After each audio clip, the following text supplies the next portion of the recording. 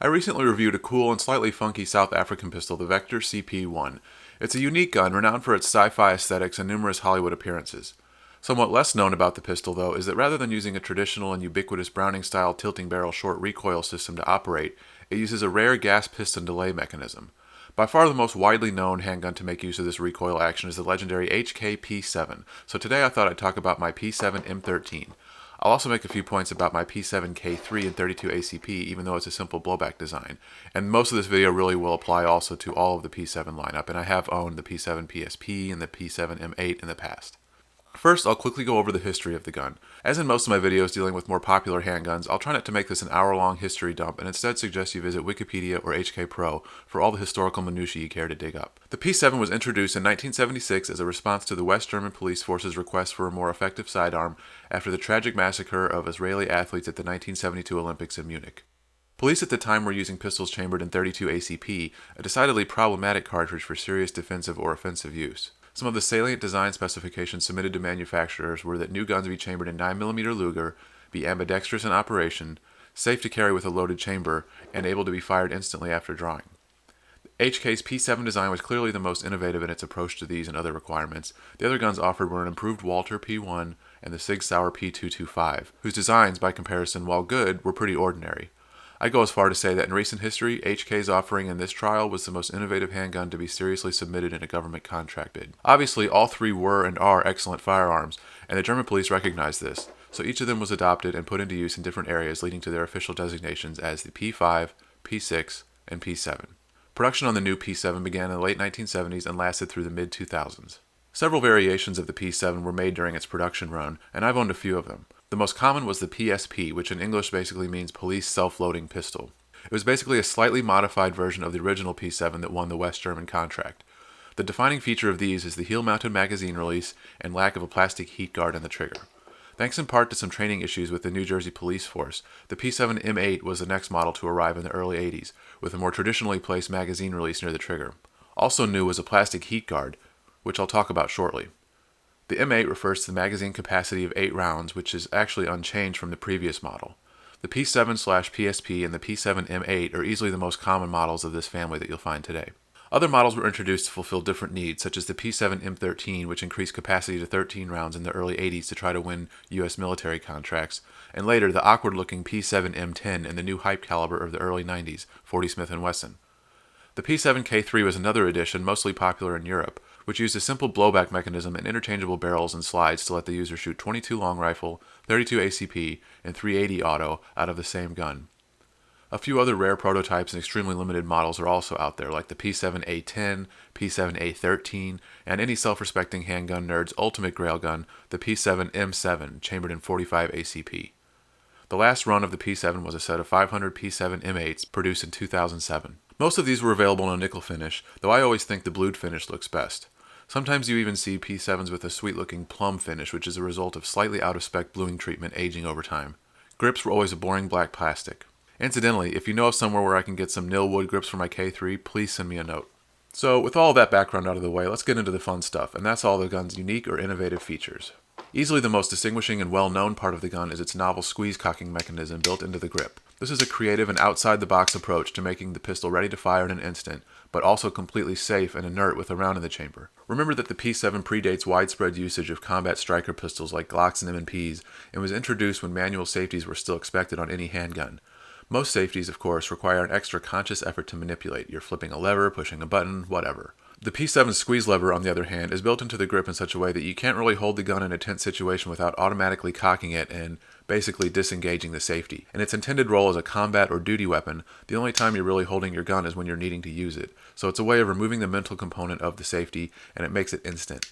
No fumbling trying to flick the safety off, and when you've lost your fine motor control, the gun is ready to go when you pull it out. What's great about it is that the lever is what's actually cocking the striker, meaning the gun is absolutely safe and dead until the lever is depressed. You can have a live round in the chamber and squeeze the trigger until your finger bleeds and it will never go off because the striker just isn't cocked. Even if you just have magic teleporting rounds in the magazine and nothing in the chamber, which judging by some of my videos, YouTube commenters are positively terrified of, the gun just can't go off. An interesting side effect of this design is that you can fire the gun using the squeeze cocker as the trigger in a sense. Since it's a two-part equation, trigger plus squeeze lever, if you hold the trigger and then squeeze the lever, the gun will fire.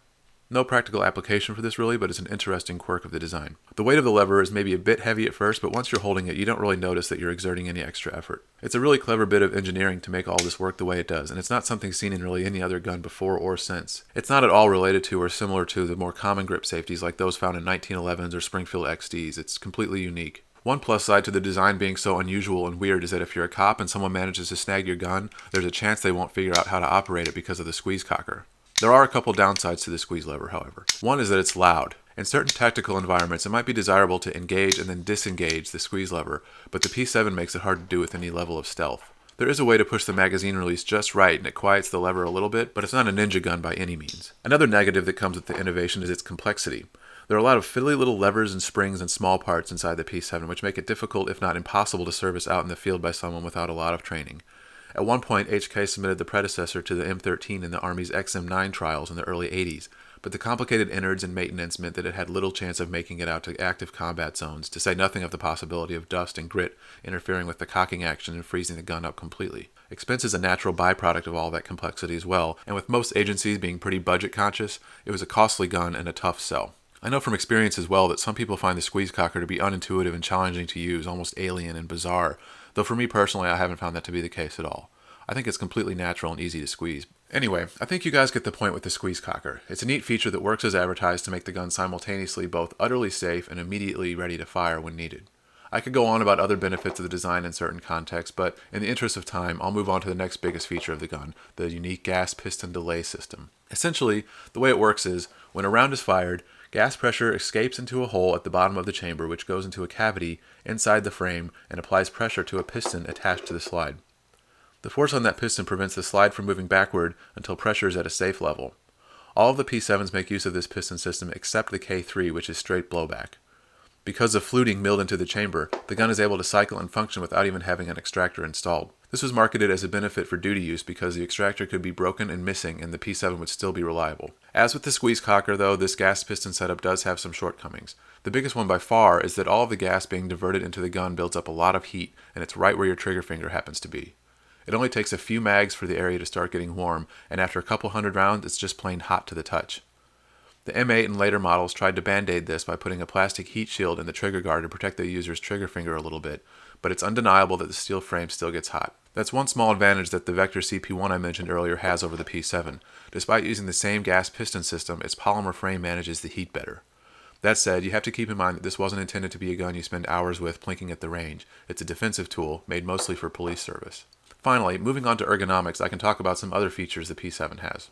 One is the fixed barrel placed low to allow for a super low bore axis. It has polygonal rifling, which was a pretty new idea at the time, and it helps with bullet velocity and barrel wear, both of which were also elements of the West German police request for proposal. The grip angle is set at 110 degrees, which HK claimed was ideal for the gun's low bore axis, which supposedly simulates instinctive pointing better than any other gun. The single stack grip for the P7, PSP, and M8 fit most hands relatively well, but many find the M13's grip to be excessively girthy. I happen to like that, which is why I sold the PSP and M8 that I had and replaced them with this M13. The mill grips not only look great, but they also add a bit of swell to the palm that feels even better to me. There's a faint amount of subtle texturing on the back for a bit of grip, but I don't think it really does a whole lot. The relatively slab-sided design plus the low bore axis means you can get a really nice high grip on the gun, which I love. It somehow never bites my hand either, which is always good. As I mentioned, the magazine release was originally on the heel, but later moved to the traditional American location. It's ambidextrous and easy to reach and operate. The way you can push it down with your index or middle finger makes it almost seem like a precursor to HK's future lever release that I love so much. The slide is pretty low and the slide serrations aren't overly aggressive, which makes racking a bit less easy than with some other more conventional pistols. It's not crazy hard, but it's something a weaker or older person might struggle with a bit. The button back here is what you use to field strip the gun. You push it in, pull the slide back and up, and it comes apart. It's very fast and easy, and another bit of genius engineering from HK. The gun also has a cocking indicator on the back which protrudes whenever you squeeze the lever to cock it. The lever, incidentally, also functions as the slide release. It's pretty amazing all the things HK was able to pack into that lever. The P7 K3 is a smaller gun all around, but the ergonomics and operation are basically the same. It did have the neat feature of being able to swap the barrel, slide, and magazine to fire 22 long rifle, 32 ACP, or 380 ACP from the same frame. Unfortunately, mine isn't 32 ACP only, but I'd love to find a 22 kit. I've never been too keen on 380, but that would be cool too. One of the coolest P7s of all time would have to be a K3 and 22 with a silencer on it. Overall build quality and construction on the guns is good in my opinion. It's not the finest handcrafted jewel gun ever, but the machining and finishing are pretty nice and well done. General handling and balance are exceptional across the range of P7s. There's a sensation of density and compactness to it that I really like. It's not long, it's not tall, it's just a condensed mass in the center of your hand that feels really satisfying to hold and to move around on target. It's a really good example of a gun that just feels like an extension of your arm due to its efficient packaging and natural pointability. And it's another highlight of the gun's design. Now, onto shooting impressions, and the gun does not disappoint there. It's accurate, fast, and fun. Despite all the clever doohickeys HK came up with for the rest of the gun, the trigger is still at its heart a striker, which I'm normally not a huge fan of, but it's pretty good for a striker. A little bit of take-up and spongy over-travel means it's not at all on par with match-grade 1911s and some of my other guns, but it was far better than most combat strikers until recently. Even with that take-up and over-travel, it has just a little more solid feeling to it than a lot of its striker competition. Accuracy is excellent. I've seen some test targets, and it's not really match-grade accuracy, 1.5 inches, 2 inches at 50 yards or anything, but for combat distances, it's more than accurate enough for pretty much anybody. Obviously, the fixed barrel helps contribute to this a little, but the design of the gun really just makes it inherently shootable for me. It's the grip angle and the way it sits low in your hand, plus the clear sight picture that make follow-up shots super fast and easy. I find especially with the fat M13 grip, recoil is very soft, which also helps keep the gun on target. It's really a fun and comfortable gun to shoot, and everyone I know who's tried it and is open-minded about the weird grip thing finds it to be a real pleasure at the range. Reliability for me has been absolutely perfect over a couple thousand rounds. I spoke earlier about the heat buildup, and that is definitely a thing. The plastic guard helps a little, but after a while it's a good idea to put the gun down and shoot something else for a bit. It's just part of the P7 game. The P7K3 is likewise a joy for range work. Even though it's just a straight blowback design, the general P7 ergonomics make it very soft shooting, and it's one of my favorite 32 ACPs to shoot, besides maybe my Benelli B77. Now, as I've mentioned, these were intended to be duty weapons, particularly ones carried by police officers day to day. One flaw that is often brought up in this regard is their weight. With the quality all-steel construction, the P7s aren't super competitive with the lightweight polymer 9mm of today by any means. Now, while it's true they aren't lightweight by any stretch, they also aren't exactly the unwieldy bricks that some might describe them as. The heavier M13, for example, weighs 34 ounces unloaded, which, while heavy-ish nowadays, is still not as hefty as a steel 1911, and it holds more rounds. The design of the P7 makes it a relatively slim gun as well, so I think they're actually not that awful as carry pieces, especially with a good holster. If you're looking for svelte and airy though, yeah, you're better off carrying a more modern polymer option, since the P7 does land on the chunkier side of the spectrum in 2016. The grip is also admittedly a bit long and large, which can make it print a bit when you bend over or whatever. The real downside to carrying a P7 in my opinion is the expense. These were expensive new, and they aren't cheap today. Base surplus PSPs are generally at about a $900 minimum now.